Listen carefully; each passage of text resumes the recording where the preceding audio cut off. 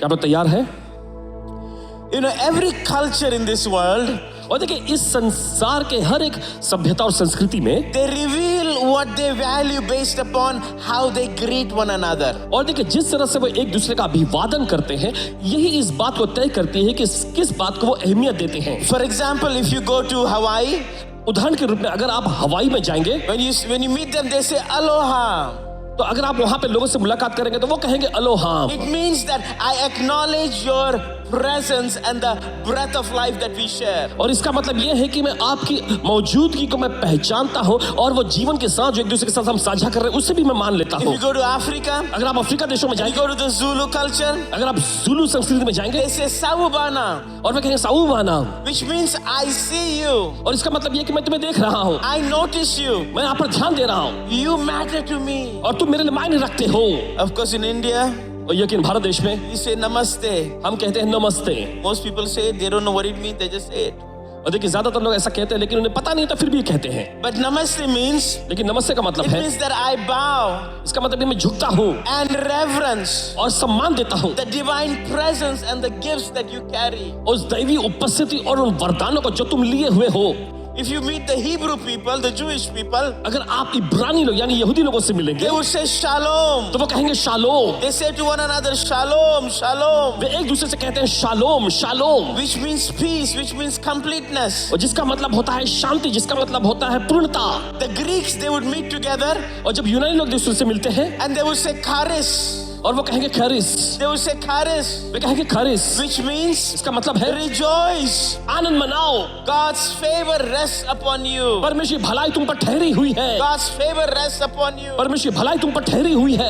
But here's what I want to say to you. लेकिन मैं आपसे कहना चाहता हूँ, When the New Testament believers, जब नए नियम के विश्वासी लोग, when the New Testament believers, जब नए नियम के विश्वासी लोग when they got together, जब वे एक साथ मिलते हैं, I believe that you and me are New Testament believers. और मुझे पूरा यकीन है कि आप और मैं हम नए नियम के विश्वासी हैं। Amen. आमीन। When the New Testament believers got together, और जब नए नियम के विश्वासी लोग साथ में मिलते when हैं, they met one another, जब वो एक दूसरे से मुलाकात करते they हैं would say grace and peace to you. और वे कहेंगे अनुग्रह और शांति तुम्हें मिलती रहे, May grace and peace be unto you.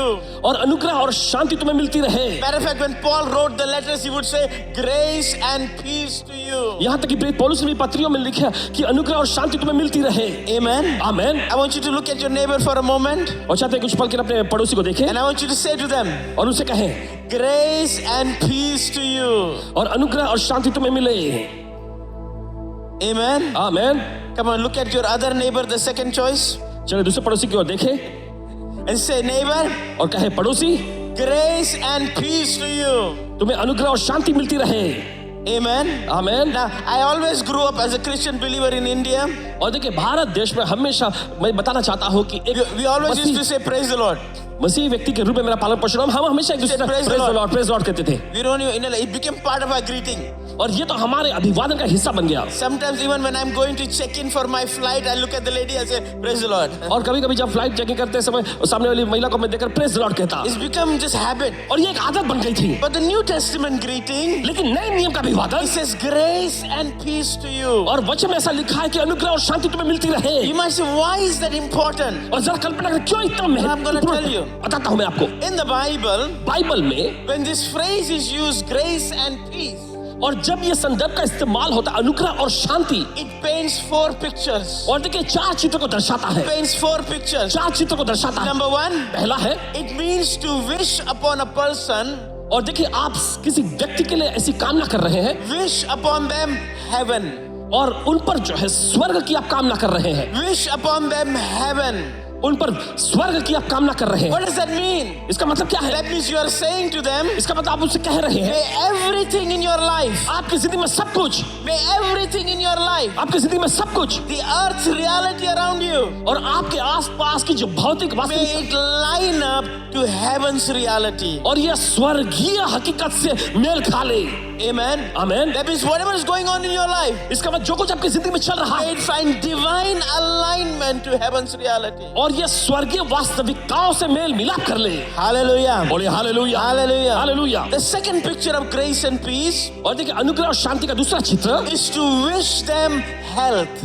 और ये उनके लिए कामना करना है उन्हें स्वास्थ्य मिले, to wish them health, उन्हें स्वास्थ्य मिलने की कामना करना repair, renewal, और मरम्मत किया जाना, सब कुछ नया किया जाए rebuilding, और फिर से बनाया जाए, restoration, पुनर्स्थापना, strength, ताकत, is to wish them health. और ये उनके लिए स्वास्थ्य की कामना करना है। Let me tell you something. और चलिए बताते हैं, Our greeting हमारा अभिवादन is the only greeting ये एकमात्र अभिवादन on है the face of this earth इस धरती पर का that carries a blessing with it. जिसमें आशीष समाया हुआ है। This is the only greeting. सिर्फ एकमात्र देखिए You're अभिवादन, not just saying something, और ऐसा कुछ कहना जैसा there नहीं, is actually something being transferred. लेकिन ये ऐसा है जैसा कि आप कुछ ट्रांसफर कर रहे हैं। Hello, somebody. सुनिए कोई तो, Just a few weeks ago, और कुछ हफ्ते पहले somebody called my office. किसी ने मेरे ऑफिस में कॉल किया। I was in Venezuela मैं वेनेजुएला में था and I had left the meeting and went back home. और वहां सभा समाप्त करके मैं घर गया, And I think a week later, they called my office. और कुछ हफ्ते भर बाद उन्होंने ऑफिस They में call, came to me. They said there is someone on the phone. और उन्होंने बताया फोन पे कोई है They want you to pray for them. और वे चाहते हैं कि आप उनके लिए प्रार्थना करें, They have some form of cancer, और कुछ कैंसर, किसी प्रकार का कैंसर some हुआ form of throat cancer, stage 4. और किसी प्रकार का गले का कैंसर हो गया जो स्टेज 4 में I है। was just there a week before that. और हफ्ते भर पहले ही मैं I वहां didn't था, get to pray for these people. और इन लोगों के लिए प्रार्थना करने की जरूरत है। And so anyway, I went on the phone. और खैर मैंने फोन लिया I said grace and peace. और मैंने कहा अनुग्रह और शांति, Because I was there a week before and I taught them this. और क्योंकि हफ्ते भर पहले 5 बजे वहां थे और इन्होंने I said वहां grace सिखाया। and peace. और इन्होंने कहा अनुग्रह और शांति। Hello? Hello Hello? Hello, I said, I thought there is someone on the phone. कोई है क्या फोन पर? Hello? Hello, There's nobody on the phone. और फोन पे कोई नहीं था, Anyway, I forgot about it. और खैर मैं भूल गया इस बारे में। 3 weeks later, और 3 हफ्ते के बाद there is somebody in my church. और कोई व्यक्ति मेरी कलीसिया में, As I was preaching, और जैसे मैं प्रचार कर रहा था, they were just, they were just like that. Their whole face was just shining. और उनका पूरा चेहरा जो चमक रहा था, And so I stopped. I said, who are you? और मैं रुक गया और मैंने पूछा आप What कौन are you हैं? doing here? आप क्या कर रही हैं? Oh, this whole group of people stood up. और लोगों का एक समूह वहां उठ खड़ा हुआ They said, we are from Venezuela. और उन्होंने कहा हम वेनेजुएला से आए हैं। So I was just there 3 weeks ago. तो मैंने कहा अरे मैं तो 3 हफ्ते पहले He वहीं says, था। yes. तो उन्होंने कहा हाँ, He said, we called your office. हमने आपके ऑफिस में कॉल किया था। He said, yeah, I answered the phone. हाँ, मैंने कॉल पे आपको जवाब भी दिया ना, But there was nobody on the phone. लेकिन फोन पे कोई था नहीं। He said, no, you said grace and peace. नहीं, आपने कहा अनुग्रह और शांति, He said, as soon as you said grace and और peace, जैसे आपने कहा अनुग्रह और शांति, he said the person on the phone fell down. और उन्हें बताया कि फोन पे जो व्यक्ति था वो गिर गया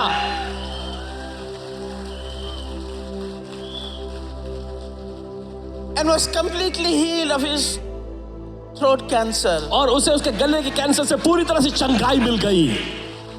I said, how come he got healed? I didn't pray. और मैं सोच में पड़ गया कैसे इनको चंगाई मिल गई, मैंने तो प्रार्थना भी नहीं की। Hello, Samay. क्या कोई सुन रहे हैं यहाँ? There is no scripture in the Bible that says pray for healing. और देखिए बाइबल में कोई भी ऐसा एक वचन नहीं मिलता जहां पर लिखा हुआ है कि चंगाई के लिए प्रार्थना करो, It just says heal the sick. और बस वचन में लिखा है बीमारों को चंगा करो। Hello, somebody. क्या कोई सुन रहे हैं? Am I? Your greeting and my greeting और देखिए आपका अभिवादन और मेरा अभिवादन, carries a blessing with it. और यह आशीष को लिए होता है। Hallelujah. बोलिए hallelujah, Hallelujah. Hallelujah. To say grace and peace. और अनुग्रह और शांति कहना, It means to, number 3, it means to wish upon them harmony. इसका मतलब यह होता है कि आप उनके लिए आपसी मिलाप को कामना कर रहे हैं। Amen. Amen. Is to wish upon them harmony. और उन पर जो आपसी मिलाप की कामना करना, That means everything that is divided, everything that is broken, इसका मतलब ये है कि हर एक वो चीज जो बटा हुआ है, हर एक वो चीज जो टूटी पड़ी those है, things that are out of order in their और life, वो सारी चीजें जो व्यवस्था से भटक गई है, those things that have been offended, और वो चीजें जो घायल है, let it find harmony. और वो आपसी मेल को पाले। Hallelujah. बोले hallelujah, Hallelujah. Hallelujah. Am I making sense? ये समझ It's में आ रहा है आप लोग? grace and peace. यह है अनुग्रह और शांति। Hallelujah. बोले hallelujah. The fourth picture that it paints, और देखिए चौथा चित्र जो दर्शाता है, it means to wish upon the person और ये किसी व्यक्ति पर कामना करना है wholeness. पूर्णता की, Wholeness. पूर्णता, Wholeness. पूर्णता। Amen. Amen. Now listen to what the Bible says in 1 Thessalonians chapter 5. और चलिए बाइबल में देखेंगे पहला थिस्सलुनीके उसका 5वां अध्याय, I like it in the Message Bible in English. और मैसेज बाइबल जो अंग्रेजी में ये बहुत अच्छा लगता है, But it says something like this.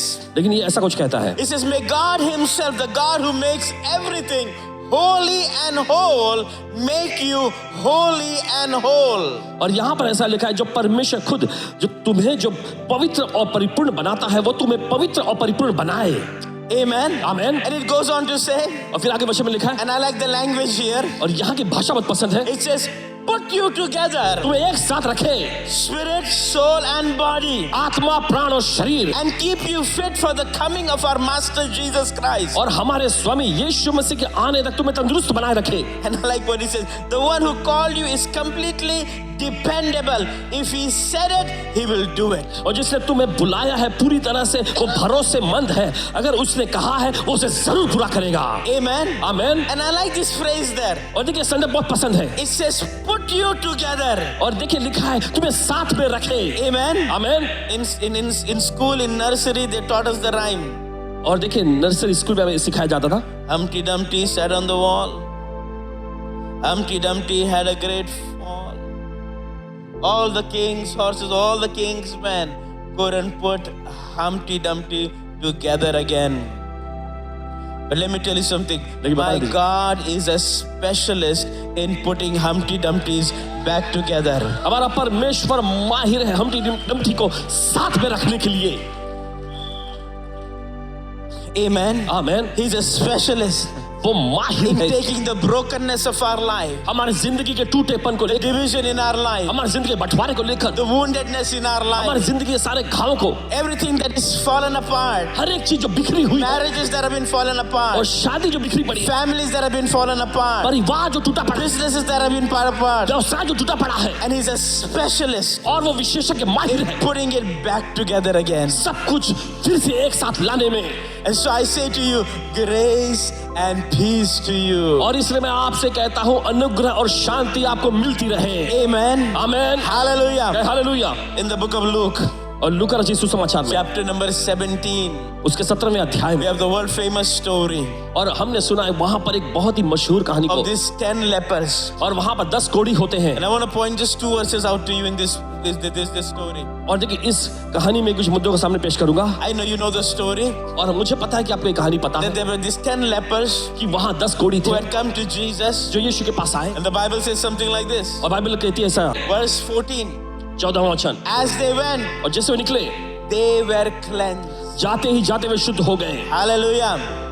Hallelujah. Hallelujah. They were cleansed. वे शुद्ध हो गए, All 10 of them were cleansed. सारे 10 के 10 शुद्ध हो गए। But what I want to point out to you is this. लेकिन मामला ये सामने में पेश The करना Bible चाहता says in verse number 19, हूं। लेकिन बाइबल कहते हैं 19वें वचन में, this is one person came back एक व्यक्ति लौट कर आया with gratitude in their heart. अपने दिल में आभार को लेकर, And he said thanks and gave glory to God. और आकर उसने धन्यवाद किया, परमेश्वर की महिमा की।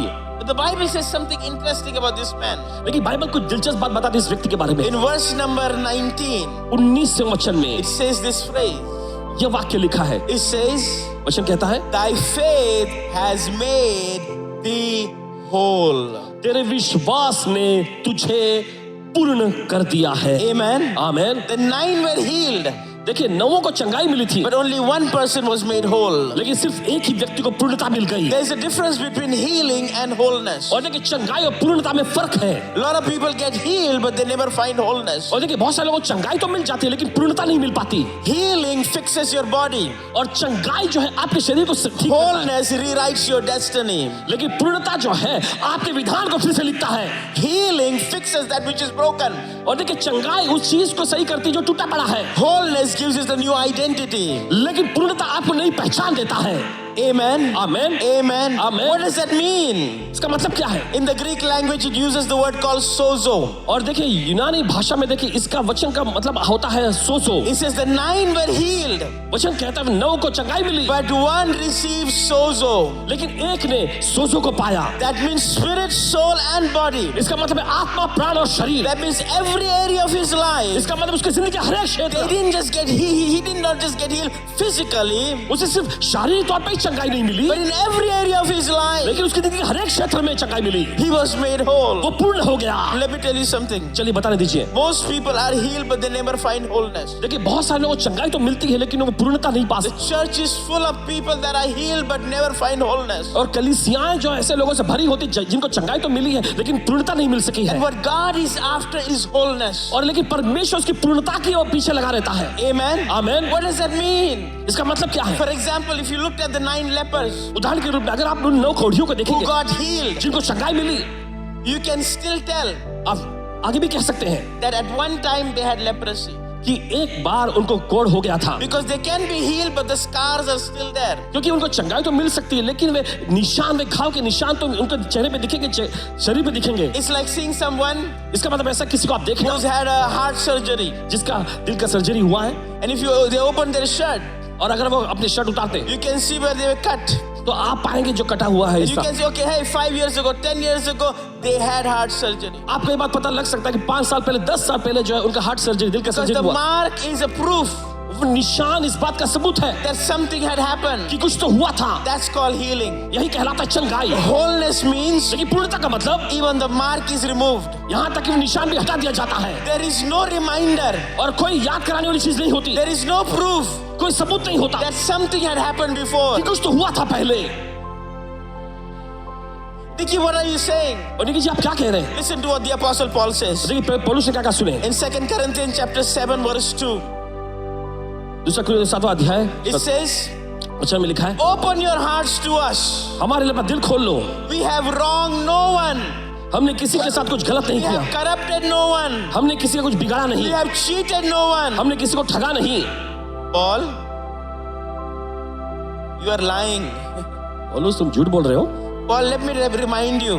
चलो बताने दीजिए, You are saying you have wronged no one. तुम ऐसा कह रहे हो कि तुमने किसी का कुछ अन्याय नहीं Did किया। you forget, Paul, that you used to burn up houses, पहले तुम ही घरों को जलाया करते थे kill women and children, और बच्चों और स्त्रियों को मारा put करते थे people in prison unnecessarily? और बेवजह लोगों को जेल में डाला करते Did थे। you forget? क्या तुम भूल गए? Paul, how can you say कैसे तुम कह सकते हो you have wronged no one? तुमने किसी का कुछ अन्याय नहीं किया? Hello, somebody. सुनिए, You see, आप देखते हैं, he's walking with God so much. देखिए वो परमेश्वर के साथ इतना ज्यादा करीबी He's तौर पर walking चला, with God so much परमेश्वर से इतना करीबी पड़ना चला that transformation has taken place. कि वो रूपांतरण आ गया उसके अंदर There is no reminder, और याद कराने की कोई चीज नहीं no बची, picture, कोई चित्र नहीं था there's no evidence और कोई भी ऐसी आक्रामकता of नहीं his past life. उसके बीते जीवन का। Hello, somebody. Maybe at one time in your life you are an alcoholic. शायद हो सकता है जिंदगी में कभी आप शराब का सेवन किया करते थे Maybe at पहले। one time in your life you are very abusive. हो सकता है जिंदगी में कभी आप बहुत ही शोषण किया करते दूसरों का। Whatever it was, जो कुछ भी रहा होगा, God touched your life. परमेश्वर आपको छुआ, You became a new creature in Christ Jesus. आप मसीह यीशु में एक नई सृष्टि बन You गए। are not only healed, आपको सिर्फ चंगाई नहीं you've milli been made whole. लेकिन आप पूर्ण कर दिए गए। Amen. आमीन। And so maybe on day 1, day 2, और जैसे दिन, पहला दिन, दूसरा दिन you give testimony. आप गवाही देते हैं, You see, you know what? I was an abuser. और मैं शोषण करने वाला व्यक्ति था, I was an मैं alcoholic. शराब का सेवन But करता था, God delivered me. लेकिन परमेश्वर मुझे छुड़ाया Now you've been walking with God. और अब आप परमेश्वर से चल रहे हैं। Wholeness is coming. पूर्णता आ गई है, Wholeness has come. पूर्णता आ गई है And now you're giving testimony. और अब आप आपके गवाही देते हैं। There was a time I was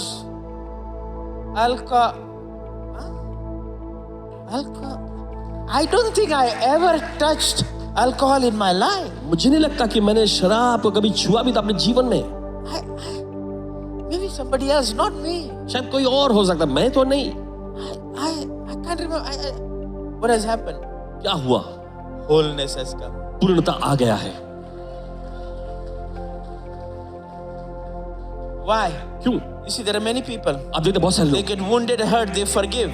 और देखिए वो घायल होते, चोट They खाते get हुए क्षमा healed करते। but never whole. और देखिए उन्हें चंगाई तो मिलती है So लेकिन they पूर्णता say नहीं मिलती। things like this. तो इस तरह से लोग वाक्य कहेंगे, I will forget but I'll never forget. मैं क्षमा करूंगा लेकिन भूलूंगा नहीं। No wholeness.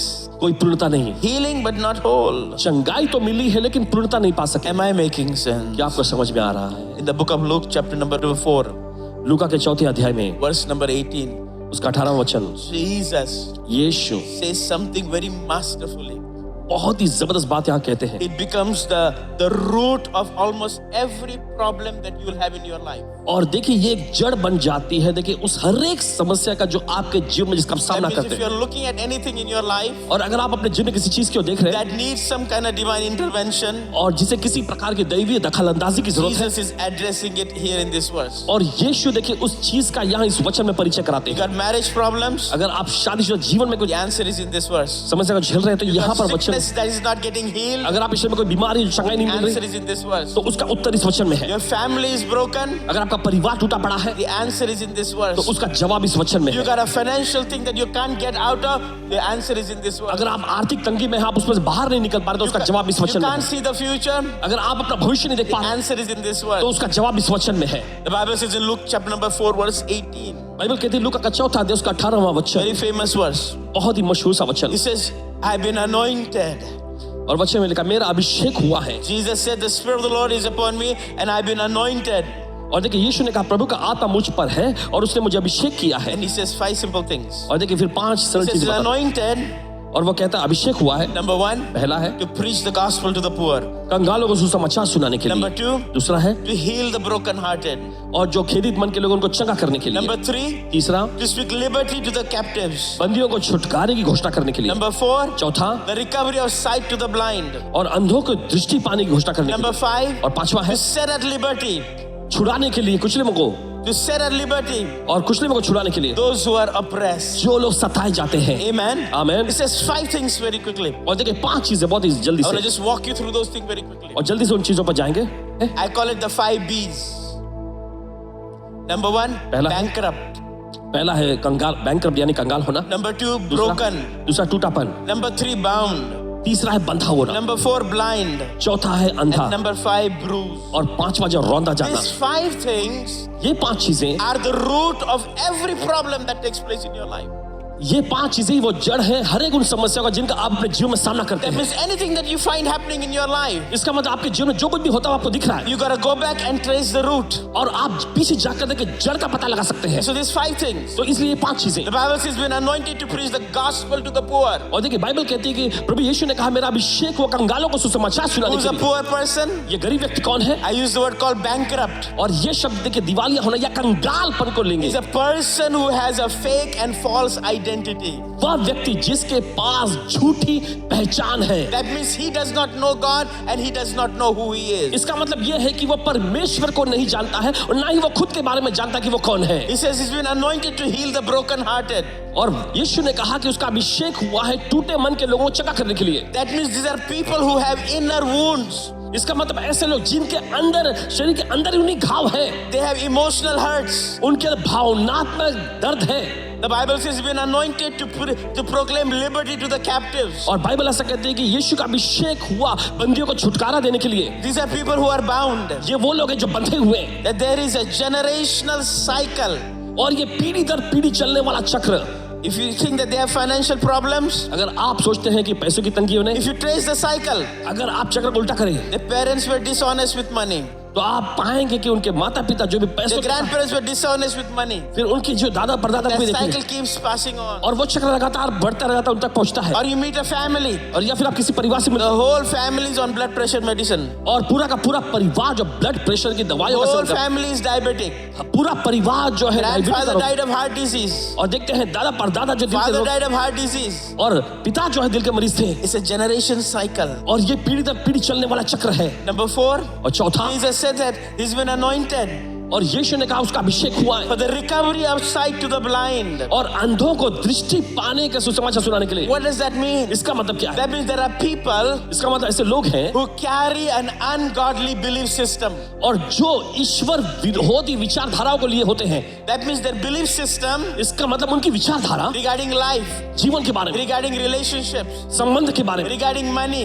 पैसों के बारे में, regarding marriage, शादी के बारे में, regarding church. कलीसिया के बारे में, That whole system of belief उनके सारा जो सिस्टम है विचारधाराओं का is based on experience, अनुभवों पर टिका होता है, is based on what they've been taught, और जो उनको सिखाया गया उस पर is निर्भर होता based on the society. है, सोसाइटी पर टिका होता है, And that has become a stronghold in their life. और ये उनकी जिंदगी में एक मजबूत गढ़ बन जाता है। And they can't see the same thing what God sees. और जैसा परमेश्वर देखता वो वैसे नहीं देख पाते हैं, Because your belief system control what you see. क्योंकि आपकी विश्वास और विचारधारा ही जो आप देखते हैं उस पर निर्भर हो, उसको कंट्रोल में लेता है। The Bible says God of this world has blinded the minds of people. और बाइबल ऐसा कहती है कि इस संसार के ईश्वर ने उनकी आंखों को अंधा कर दिया है They need to be healed. और उन्हें चंगाई मिलने की जरूरत है। Number 5, they're bruised, और पांचवा जो रौंदा जाना, which means that there are people इसका मतलब है कि ऐसे who लोग have a हैं continuous cycle of demonic hold in their life. और उनके जीवन में आप लगातार चलने वाले एक चक्र को देखते हैं जहां पर शैतानी सताव उनके जीवन पर होता है। Hello, somebody. क्या कोई सुन रहे हैं? And I want to say to you, जब मैं आपसे कहता हूं, you can look at your life आप अपनी जिंदगी पर गौर कर सकते and trace back हैं और पता लगा सकते हैं to these 5 roots in your life. आपके जीवन की इन 5 जड़ों को। If you heal the root, अगर आप जड़ को ठीक करेंगे you'll see a different fruit. तो आप अलग फल देख सकेंगे।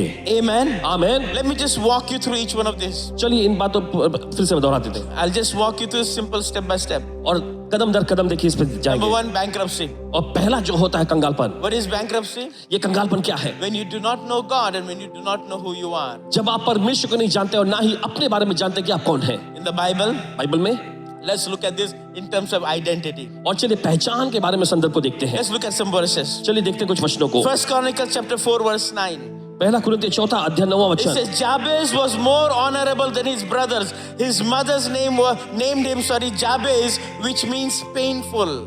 और देखिए पहला इतिहास का 4 अध्याय 9 वचन हम देखते हैं वहां पे याबेस अपने सभी भाइयों के बीच में प्रतिष्ठित था और उसकी मां ने उसे नाम दिया याबेस यानी दर्द। Can you imagine this? क्या आप इसकी कल्पना कर सकते हैं? The mother, उसकी मां because she had a painful experience, क्योंकि उसे एक दर्दनाक अनुभव मिला था she made the name of the child Jabez, which means painful. और उसने अपने बच्चे का नाम याबेस रखा यानी कि वो She gave him दर्द an identity और वो उसको पहचान उसको दी based upon her experience. और उसका जो अनुभव हुआ था इस पर टिके होकर। And so Jabez grew up और फिर इसके बाद देखते हैं याबेस जब बड़ा हुआ with a false identity, एक झूठे पहचान के साथ, something that the mother transferred. कुछ ऐसा जो उसकी मां ने उस पर थोप दिया। And there are many parents. और देखिए बहुत सारे माता They पिता transfer a false identity to their children. जो झूठी पहचान को अपने बच्चों पर थोप देते हैं। Hello, somebody. क्या कोई सुन रहे हैं? Who would name their child painful? और कौन अपने बच्चे का नाम दर्दनाक रखेगा? Painful, go clean your room. दर्दनाक जाकर अपना कमरा साफ कर लो। Painful, go get me some water. और दर्दनाक जाकर मेरे थोड़ा पानी लेके आओ। But we do it all the time. और वैसे ही हर बार होता है। We call people Chotu. हम लोगों को देखे छोटू नाम से बुलाते हैं। We call, no, it's just a nickname. बस ऐसा निकनेम से। The Bible says life and death is in your tongue. Bible कहती है आपके जबान के वश में जीवन और मौत दोनों है। Hello, somebody. क्या कोई सुन रहे हैं? Unnecessarily. बेवजह से। We have another person in the Bible. Bible में दूसरा एक व्यक्ति Genesis 25. उत्पत्ति का 25वां It अध्याय। says that Rebecca and Isaac, they were barren. हम देखते हैं वहां पर रिबका और इसहाक दोनों बांझ थे, They could not have children. उनको बच्चा नहीं था। But Isaac interceded for his wife. लेकिन हम देखते हैं इसहाक ने अपनी पत्नी And के the लिए Bible प्रार्थना says she Madhya was blessed with twins. और बाइबल ऐसा कहती है कि जुड़े बच्चों से वो आशीषित हुआ। Amen. Amen Amen. Amen. But listen to this, when the child were being born, लेकिन दो गौर से सुने कि जब बच्चा जन्म ले रहा था, because they were twins, क्योंकि जुड़वे थे, when the child was being born, जब बच्चा आ रहा था, the first child came. पहला बच्चा आया। Now, in those times, they didn't have Google. और देखिए उस जमाने में उनके पास गूगल नहीं They हुआ didn't था, have to go to the library and get a book like 25 hottest name in 2026. कोई लाइब्रेरी नहीं होती थी कि उसमें जाकर ऐसे पुस्तक निकाले, उसमें से एकदम 2026 का एकदम मस्त नाम ऐसा कुछ निकाले। They simply had to use their brain. और बिल्कुल उन्हें अपने दिमाग का इस्तेमाल करना So होता। the first child came. जब पहला बच्चा आया He had a little bit red hair, और वो उसके बाल थोड़े लाल थे he had a little bit red freckles. और चेहरे का भी रंग थोड़ा सा गोरा So था। what shall we call this child? इस बच्चे को हम क्या नाम दें? What shall we call him? इसका नाम क्या रखें? They called him Red. और उसने उसका नाम लाल रखा। Very smart parents. The name Esau means red. एसाव नाम का मतलब है लाल। Then the second child came out. और जब दूसरा बच्चा आया, And the Bible says when the second child came out, और बाइबल कहती है जब दूसरा बच्चा आया, he grabbed the heel of his brother. अपने भाई के एड़ी को उसने पकड़ा। He grabbed the heel of his brother. अपने भाई के एड़ी को उसने पकड़ा था। So the parent looked at it. तो माता पिता उसकी ओर देखा, What shall we call this child? इस बच्चे का नाम क्या रखें? Let's call him heel grabber. और चलो इसे अडंगा मारने वाला नाम हम देते हैं। Very smart parents. And so what did Jacob do? तो याकूब ने क्या किया? The name Jacob means heel grabber. और ये याकूब नाम का मतलब है कीड़ी All पकड़ने वाला throughout का his life, he kept grabbing things. और पूरे जिंदगी भर देखे वो चीजों को छीनता रहा। One day the brother went out. और एक दिन उसका भाई बाहर गया He grabbed his birthright. और उसके जन्मसिद्ध अधिकार को उसने हथिया लिया। One day with the help of his mother, he grabbed the blessing. और एक दिन उसकी माँ की मदद से उसने आशीष को हथिया लिया। One day he met the angel of the Lord, which is no other than Jesus. और एक दिन ऐसा होता है कि परमेश्वर के स्वर्गदूत जो कि खुद यीशु के सामने आते हैं उससे मुलाकात होती है। What did he do? और वहां वो क्या He करता है? also grabbed him. उसने उसे भी पकड़ लिया। And people preach stupid messages. और लोगों ने इसके बारे में बेतुका संदेश प्रचार We किया। must be like Jacob हमें याकूब के जैसा होना and चाहिए grab on and not let go. और हमें पकड़ लेना है, थाम लेना, जाने नहीं देना है। No, that's not the point. ये मामला नहीं है। Jesus said, यीशु ने कहा let go. जाने दो। Why are you grabbing? क्यों तुम ऐसा पकड़ रहे हो मुझे? All your life, पूरी जिंदगी भर you've been grabbing things. तुम चीजों को हथियाते रहे। Why? क्यों? Because that's what people said about you. क्योंकि यही तो लोगों ने तुम्हारे बारे में You're बोला a था। grabber. तुम हथियाने वाले व्यक्ति हो। Today I change your name. आज मैं तुम्हारा नाम बदलता हूँ। You're no longer a grabber. अब से तुम हथियाने वाले नहीं होगे। You are Israel. तुम इज़राइल कहलाओगे। Who's Israel? इसका मतलब Prince along my side. मेरे साथ राजकुमार।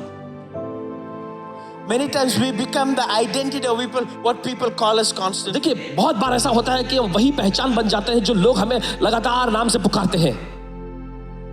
You find in the Bible in Daniel chapter number 1 verse 7. और आप पाएंगे दानियल की पुस्तक में उसका पहला अध्याय 7वां वचन।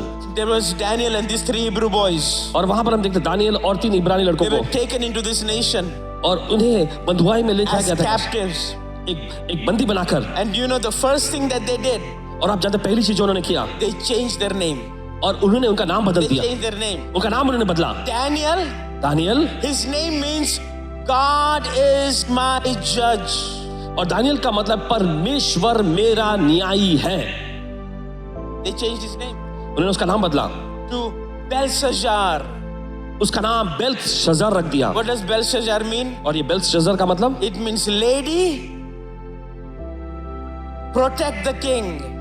इसका मतलब है वो महिला जो राजा की रक्षा करती है। Can you imagine? क्या आप कल्पना कर सकते Daniel, whose name means God is my judge. हैं? और दानियल नाम का मतलब था परमेश्वर मेरा न्यायी है। Babylon changed it to lady. Talk about gender confusion. Gender confusion did not begin now. It began thousands of years ago. और देखिए इस तरह का लिंग का ये बात जो है या अब नहीं शुरू हुई, हजारों साल पहले हुआ है। It's the Babylonian culture और ये बेबीलोन की संस्कृति है that confuses the gender and identity of people. और जो लोगों की पहचान और उनके लिंग के बारे में गड़बड़ी पैदा करती The है। 3 Hebrew boys, 3 इब्रानी लड़के Hananiah, और हनन्याह, which means God is gracious. इसका मतलब है कि परमेश्वर अनुग्रहकारी है। Change the name. I'm afraid of God. और उसका नाम बदल कर रख दिया गया कि मैं परमेश्वर से डरता हूँ। Michelle, which means who is like our God in great wonder. और मिशाएल का मतलब हमारे परमेश्वर के जैसा कौन है, वो अद्भुत है। They changed his name to I'm despised and humiliated. और उसका नाम बदल के रख दिया गया कि मैं तुच्छ गिना गया हूँ और मेरी बेइज्जती हुई है। Azariah, और फिर अजरिया, it means that God always helps. और इसका मतलब परमेश्वर हमेशा हमारी मदद करता है। They changed his name to Abednego. और उसका नाम ओबेदनेगो को रख दिया It उन्होंने। means a servant and a slave. इसका मतलब है दास और गुलाम। You see, that's what the Babylonian culture does. और यही तो देखिए बेबीलोन की संस्कृति करती That's है। what the worldly culture does. और यही तो सांसारिक संस्कृति करती है। It gives you a fake and a false identity. ये आपको एक झूठा और नकली पहचान देता It है। says you are this and you are that. और वो ये कहता तुम ये हो तुम वो हो। But listen, you walk in the identity of who God sees you as. लेकिन सुनिए आप उस पहचान में चले जिस पहचान से परमेश्वर आपको देखता है। The Bible says in Colossians 3:10, Bible कहती है कुलुस्सी के पत्री 3 अध्याय 10वां वचन। Paul gives 2 very important things. और वहां पर प्रेरित पौलुस 2 महत्वपूर्ण चीजें He देता है। says, clothe yourself और वहां पर वो कहता है अपने आप को पहन लो with your new spiritual self. नए आत्मिक स्वरूप से, It's after the likeness of Jesus. जो यीशु की पहचान में बदलता है। Amen. Amen. And so in this verse, he says these 2 things. इस वचन में 2 चीजें कहा गया है। He says you must have a proper biblical healthy image of who God is. और तुम्हारे पास एक स्वस्थ अच्छा बाइबल पर आधारित विचारधारा होनी चाहिए कि परमेश्वर कौन है। And number 2, और दूसरा है you must have a proper biblical healthy image of who you are. और आपके पास एक स्वस्थ, तंदुरुस्त और देखिए बाइबल पर आधारित स्वरूप होना चाहिए कि आप कौन हैं। Amen. Amen, Amen. Amen. You see, Jesus came to preach the gospel to the poor. और हम देखते हैं कि यीशु आए कंगालों को सुसमाचार सुनाने को। The poorest person एकदम गरीब व्यक्ति is a person वो व्यक्ति होता who does not know who God is. जो नहीं जानता कि परमेश्वर कौन है, And he does not know who they are. और वो ये भी नहीं जानते कि दरअसल वे खुद कौन है। You know, I was reminded this morning, इस सुबह मुझे याद कराया गया Father's Day, पिता का फादर्स डे है जैसे some years ago. कुछ साल पहले, I was driving my car late at night, और देर रात में अपनी गाड़ी चला रहा था and I went out in a faraway place, और मैं दूर किसी जगह पे निकल गया था see somebody, किसी से मिलने के लिए। and I was driving at night time, और जब मैं रात में चला रहा था around गाड़ी, 11 o'clock, रात के तकरीबन 11 बजे, and I was on a sandy road, और एकदम रेतीली जमीन पे मैं जा रहा था like a dirt road, और एकदम बालू and I मिट्टी was से speeding. भरा, और रफ्तार पकड़ी थी गाड़ी की There's nobody around, और कोई आसपास नहीं था। and when the car went, और जब कार आगे गई there was an immediate left, और तुरंत ही अचानक बाएं मुड़ गई, which I did not see. और जो मैं नहीं देख पाया, There were no lights, nothing. It's a dirt road. और वहां पर मिट्टी से भरा हुआ वहां पर एक बाएं मोड़ आ गई। But when the road was ending, लेकिन जब वो there सड़क is a big stop sign, और वहां पर रुकने के बड़ा सा एक like निशान a था, metal stop sign. और लोहे के वहां कुछ ऐसा निशान बनाया गया And था, I did not see it at all. लेकिन मैं उसे बिल्कुल भी नहीं देख पाया। I had music playing in the car, और कार में संगीत बज and रहे थे, as soon as I mean, it just came right in front of me. I hit it. और तुरंत एकदम झट से मैं पहुंच गया वहां तक। Now, please understand. अब समझिए, I don't know how to explain this to you, और कैसे मैं इसे बयान करूं नहीं समझ में आ रहा। but in just a fraction of a second, बस पलक झपकते ही, just a fraction of a second, बस पलक झपकती, just a fraction of a second, बस पल भर में पलक झपकती, in my radio system, in my sound system, और मेरे साउंड सिस्टम में suddenly a voice came out. अचानक आवाज निकली, It said, Nikki, Nikki you will be okay. तुम ठीक रहोगे। Because सुखी your father walked in righteousness and holiness. तुम्हारे पिता धार्मिकता और पवित्रता में चले, You'll be okay. तुम In ठीक just रहोगे। a fraction of a second. पलक झपकते ही। Now please understand, और समझिए, if you know anything about this, अगर आप किस बारे में कुछ भी जानते when you hit that sign, हैं, जब आप जाके टकराते you have हैं no chance of survival. तो बचने की कोई उम्मीद नहीं बचती, Because I was driving very fast, क्योंकि बहुत तेज रफ्तार में गाड़ी चल रही थी। and that stop sign is a metal thing. It will come in and it can kill you. और देखिए वो रोकने वाली चीज जो एकदम आके आपको खत्म कर सकती थी, It will come in and kill you. आकर आपको खत्म कर सकती थी। When I hit the sign, जाकर जब मैंने उससे टकराया, the whole sign पूरी from the ground, जमीन से it went straight up in the air सीधे ऊपर हवा में उड़ी, and got stuck to the ceiling. परमेश्वर ने रोक दिया उसे। Now please understand, और समझिए इसे, there is no way possible और कोई भी ऐसी गुंजाइश नहीं थी for you to hit a sign कि आप जाकर उससे टकराए and it flies straight up in the air. और सीधा ये ऊपर उड़े। There's no way.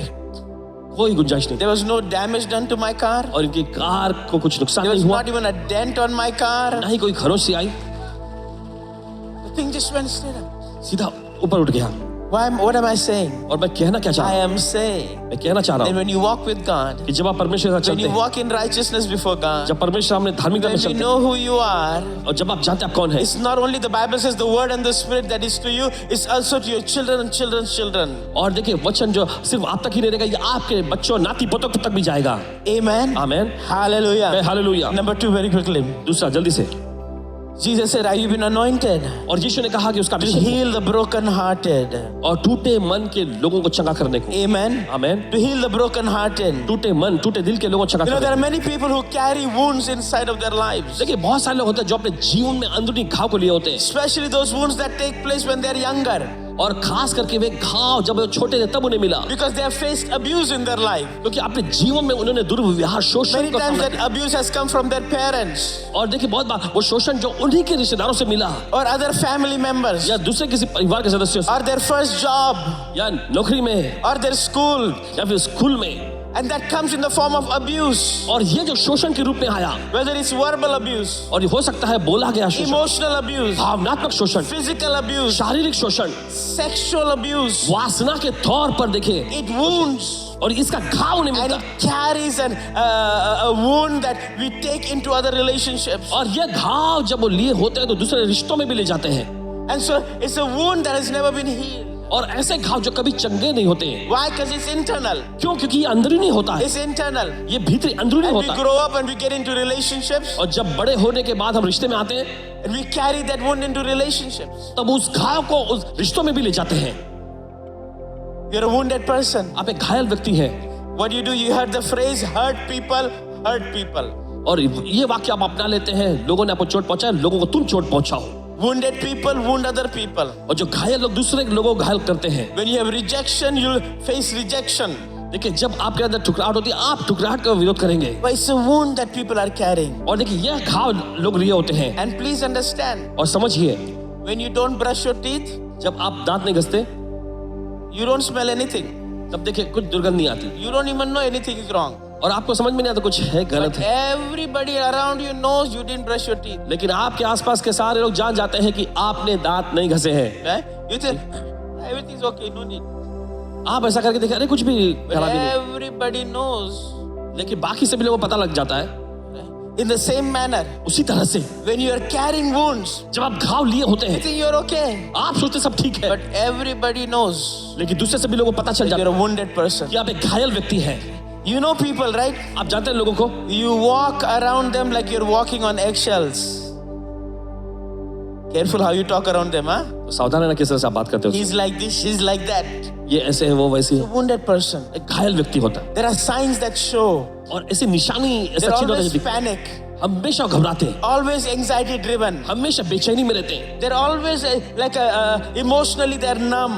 हमेशा भावनात्मक तौर पे वो सुन पड़ जाते हैं, They're always offended. हमेशा उन्हें ठेस लगती है। Anything they're offended. कोई भी बात से उनको ठेस लग जाती है, Anything they're offended. कोई भी मामूली चीज उन्हें ठेस पहुंचा देती है। Why? क्यों? Because they're carrying wounds क्योंकि वे घाव लिए that होते have हैं never been healed. और वे घाव जो कभी चंगे नहीं हो पाए। Sometimes it comes because of comparison of parents. और कभी कभी ये घाव जो उनके सामने माता पिता की ज्यादा तुलना किए जाने से मिलता है। Sometimes it comes because of abuse from their teachers. और कभी कभी देखिए ये क्योंकि उनके टीचर्स लोगों ने उनके साथ शोषण किया, इस वजह से। Am I making sense? क्या आपको समझ में आ रही है? Panic. ऐसी घबराहट In today's day, आज के दिन में every other person हर कोई दूसरा व्यक्ति is full of anxiety and depression. वो बेचैनी और तनाव से भरा हुआ है। The Bible says Jesus heals the brokenhearted. और यीशु कहता है कि बाइबल कहती है कि यीशु टूटे दिल के लोगों को चंगा करता है। Number 3, तीसरा, he heals. वो चंगा करता है। The Bible says he came to proclaim liberty और बाइबल कहती है कि वो आजादी की घोषणा करने आया to the captives. बंदियों को, To the captives. बंदियों को। Amen. Amen. What is that? इसका मतलब He क्या है? came to break cycles and patterns of generational sins. वो आया पीढ़ी दर पीढ़ी के जो पाप है उसके चक्र और सिलसिले को तोड़ने के लिए। Amen. Amen. I'll just do a quick illustration. I'll move forward. और जल्दी से एक उदाहरण देकर आगे बढ़ेंगे। Now, I did this illustration based on a family in America. America में एक परिवार जो उन पर आधारित होकर मैं ये उदाहरण देता हूँ। And so I think it's on the screen, they can show it. There was a man by the name of Max Jukes. Max Jukes नाम का एक व्यक्ति था। He was an atheist. वो एक नास्तिक व्यक्ति था He married a godless woman. और उसने ईश्वर विरोधी एक महिला से And शादी in की his family line, और उसके पारिवारिक they are वंशावली able to trace 560 people. 560 लोगों तक का पता लगाया। Let's look at some of the people. चलिए देखते हैं कुछ दूसरे लोग। 310 died as paupers, people in poverty. और 310 लोग जो हैं एकदम गरीबी में मरे 150 became criminals and 7 of them were murderers. और 150 लोग जो हैं उनमें मुजरिम बने और उनमें से 7 तो हत्यारे बने 100 were alcoholics and drunkards. और 100 लोग उनमें जो शराबी थे। Half of the women were prostitutes. आधी जिस संख्या में जो महिलाएं जो वेश्या बनी And the descendants of Max Jews cost the government millions of dollars. और उनके वंशावली में पूरे सरकार को जो $1 मिलियन का नुकसान पहुंचाया। At the same time, और उसी वक्त when Max Jukes was living, और जब मैक्स जूक्स जब जिंदा था another man was living. दूसरा भी एक व्यक्ति था His name was Jonathan Edwards. जिसका नाम था Jonathan Edwards He married a godly woman. और एकदम परमेश्वर का भयमाने वाली स्त्री से उसने शादी की And they can trace 1,394 descendants from him. और उनके 1394 जो वंशज के बारे में पता लगाया गया। Let me show you some descendants.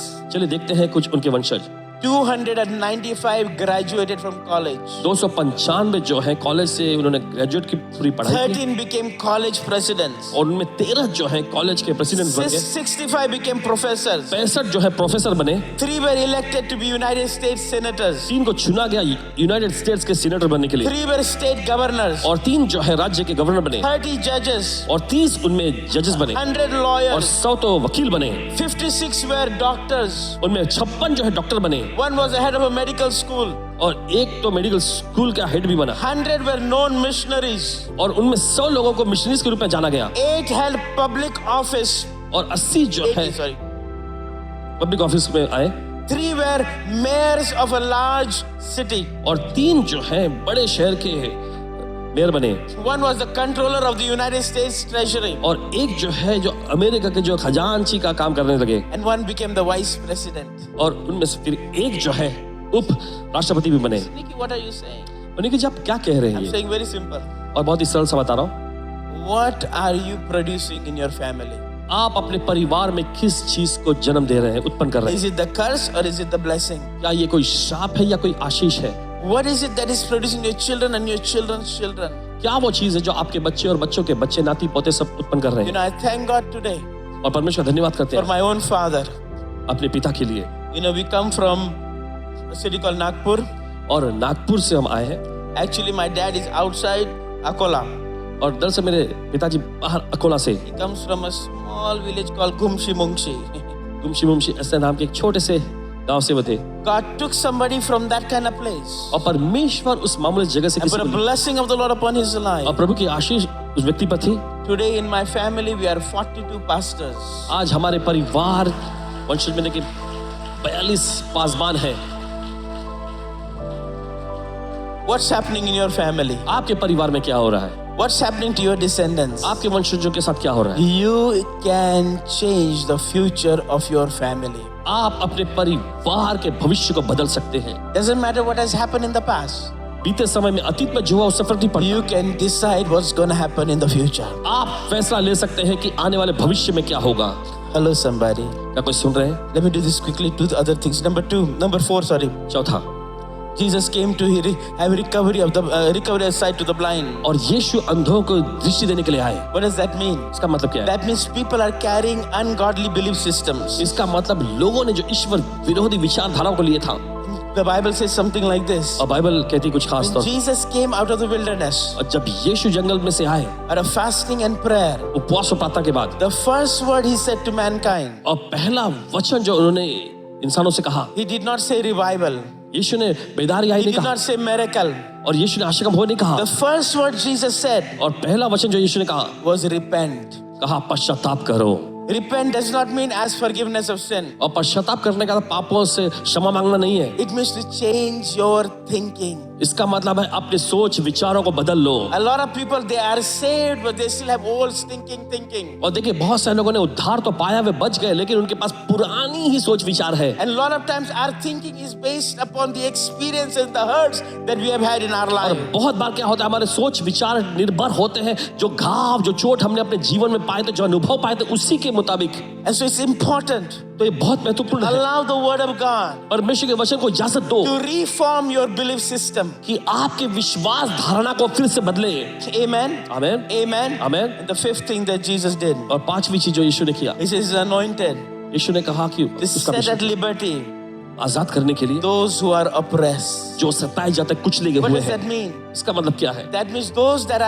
have a constant pattern, a constant cycle.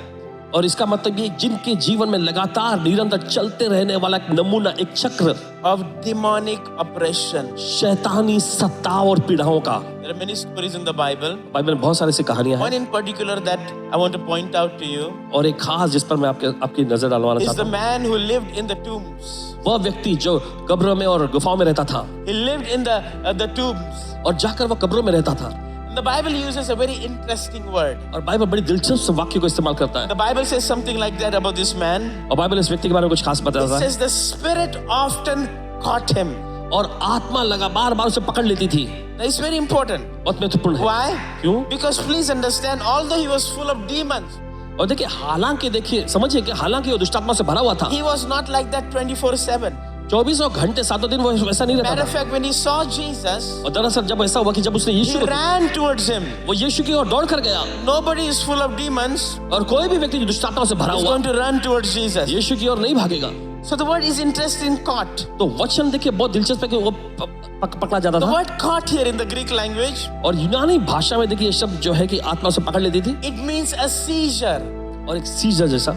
If you see somebody who has seizure, अगर आप किसी को देखेंगे ऐसा व्यक्ति, they don't have seizures all the time, और देखिए हर बार देखिए होता नहीं ऐसा, but something gets triggered. लेकिन कुछ तो ऐसी चालू हो जाता, Something gets triggered. और कुछ तो ट्रिगर चालू करता, Something gets triggered. और कुछ तो से चालू करता, And then they manifest. और फिर वो प्रकट हो जाती। It is the same thing with believers. और देखिए विश्वासियों के साथ भी यही चीज होता है। Believers, विश्वासी they worship God. वे परमेश्वर की They Aradhana, come to church. वे कलीसिया आते हैं, Everything is, they might be full of demons, और देखिए सब कुछ ऐसे करते हैं, but they do everything normal. और देखिए दुष्टात्मा से भरे होकर भी सब कुछ But सामान्य a तौर पे, button is pressed, लेकिन जब बटन दबाया जाता है and suddenly the demonic starts to manifest. और फिर अचानक दुष्टात्मा प्रकट होने लगती है। How do we know? कैसे जानते हैं There हम? are three things that the Bible tells us. देखिए 3 चीज जो बाइबल बताती है, When there is continued iniquity, और जल लगातार निरंतर चलने वाला अधर्म होता है, continued cycle of sickness, और निरंतर चलने वाली बीमारियों का चक्र, and continuous bondage in the lives of people. और निरंतर लोगों के जीवन में बंधन का पाया जाना। Am I making sense? क्या आप समझ में आ रहा है आपको?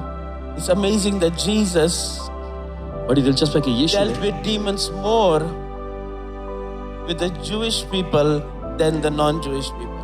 कि यीशु ने देखे जो यहूदी लोग थे उनसे दुष्टात्मा को ज्यादा निपटा इसकी तुलना में जो यहूदी नहीं थे। Listen, the Bible says Bible कहती है Jesus is anointed. यीशु अभिषेकित है, Jesus was anointed. यीशु को अभिषेक किया गया। If Jesus was anointed, अगर यीशु को अभिषेक किया गया then you and me need to be anointed. तो आपको और मुझे भी अभिषेकित होना है। Amen. Amen, Amen. Amen. I want you to look at these 5 areas, और चाहते कि इन 5 क्षेत्रों पर गौर करें, because I promise you, कि आपसे वादा करें everything in your life आपके जीवन में हर एक चीज comes down to this rule. और इन्हीं जड़ों में से आती है। Let me tie it up for you to see something. और चलिए आपको बताने दीजिए ताकि आप देख The सकें। Bible tells us बाइबल कहती है that behold, देखो what manner of love is this किस तरह का ये प्रेम है that the Father has bestowed upon us, कि पिता ने जो हम पर रखा है, that you and me कि आप और मैं should be called the children of God. हम परमेश्वर की संतान कहलाए। Amen. Amen. Should be called the children of God. हम परमेश्वर की संतान The कहलाए। Bible goes on to say Bible आगे भी कहती है that it is the Holy Spirit. कि ये पवित्र आत्मा है, It is the Holy Spirit ये पवित्र आत्मा है who pours the love of the Father जो पिता के प्रेम को उंडेलता है into our hearts. हमारे दिल में।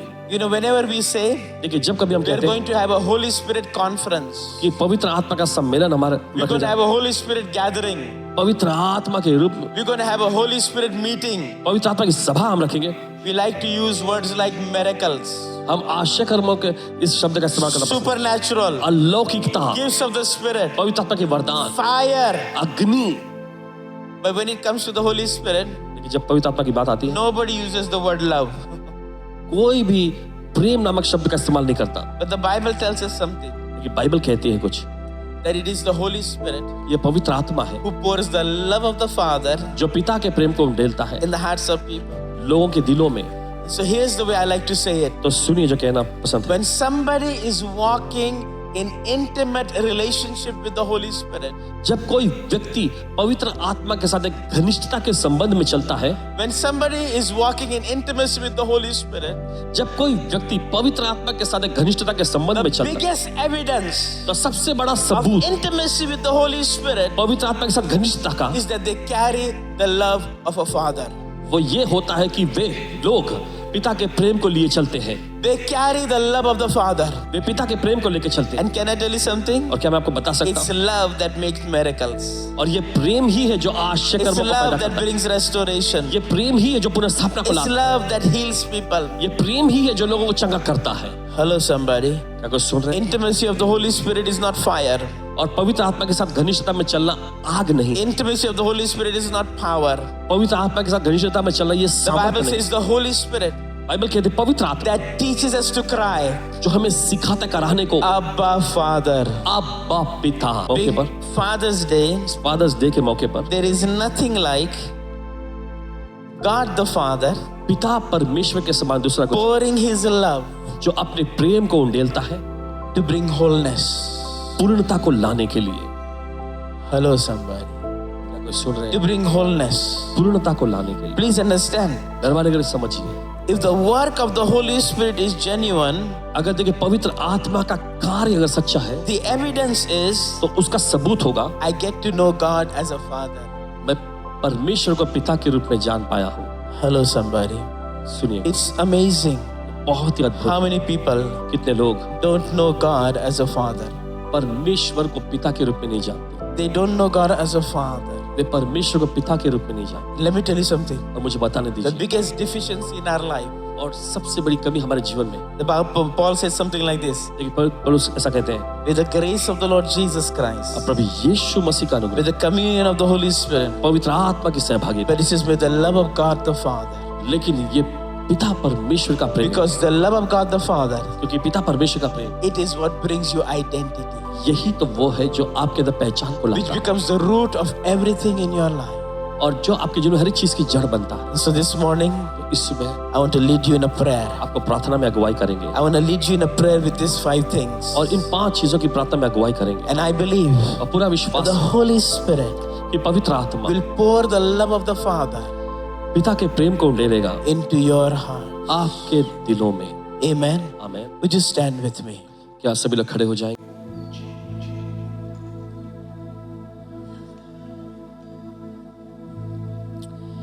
The greatest desire of my heart मेरे दिल की सबसे बड़ी तमन्ना this morning, इस सुबह that may you experience कि आप अनुभव करें the Father's love, पिता के प्रेम का। not because it's Father's Day, इस फादर्स डे के मौके पर ऐसा नहीं, but because that's the main thrust of the gospel. लेकिन सुसमाचार का मुख्य सार तो यही है। Jesus said, यीशु ने कहा, I've come मैं आया हूँ that you may know the life, ताकि तुम जान सको the जीवन, truth, सत्य को and the way और मार्ग को, to my Father. मेरे पिता की ओर जाने का। And this morning, और इस सुबह I want to just lead you in a simple prayer. आपको एक सरल सी प्रार्थना में अगुवाई And करें, I want you to pray after me. और चाहते हैं कि आप हमारे पीछे दोहराएं, And whatever is going on in your life, और जो कुछ भी आपकी जिंदगी में चल रहा है, whatever is going on in your life, जो कुछ आपकी जिंदगी में चल as रहा we invite the Holy Spirit है, जैसे हम पवित्र आत्मा को to आमंत्रित pour the love of the Father, कि पिता के प्रेम को उंडेले God will go to the root and the depthness of your life और परमेश्वर को चंगा करेगा and bring a proper fruit in your life. और आपके जीवन में सही फलों को लाएगा। Hallelujah. Hallelujah. Thank you, Jesus. धन्यवाद So Yeshu. I just want you to lift up your hands. चलिए अपने हाथों पर उठाएंगे And I'm going to lead you in a prayer और आपकी अगुवाई हम करेंगे प्रार्थना में this morning. इस सुबह। Would you say this after me? अब हमारे पीछे दोहराएंगे, Say, Father, कहे पिता, I thank you for the power of your word. This morning, I ask that you release your love into my life. Cleanse me. Remove every false identity, every fake identity that I'm living with, and give me a new name, a new identity for me to see myself the way you see me. Holy Spirit, पवित्र आत्मा, I ask, मैं मांगता हूँ, pour into my heart, heal me of abuse, heal me of rejection, heal me of emotional trauma by your love today, and make me whole. Today, in the name of Jesus, I cancel every generational curse in my family, in my bloodline. I'm a new person. Every sickness and disease, every pattern of defeat is cancelled. From today, I walk in the blessing. I walk in victory. I am the head and not the tail. I am above and not below. I have a renewed mind. I have a mind that is intelligent, that thinks the thoughts of God. And today, I receive liberty. Every demonic oppression is broken. I have a hedge of protection of the name of Jesus, of the word of God, of the blood of Jesus around me, around my family, around my possessions. Nothing can penetrate. And today, I walk in wholeness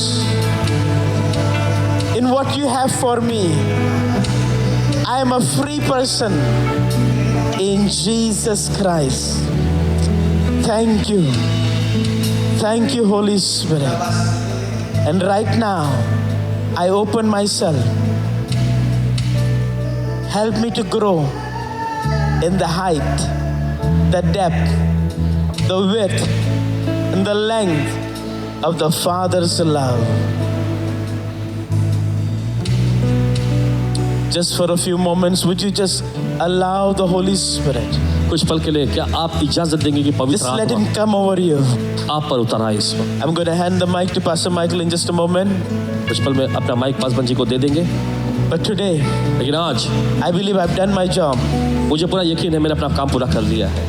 to speak the word into your life. वचन को आपकी जिंदगी में मैंने And बोला, I say to you today, और आज मैं आपसे कहता हूँ, grace अनुग्रह and peace to you. और शांति आपको मिलती रहे। Grace अनुग्रह and peace to you. और शांति आपको मिलती In रहे। Jesus' name.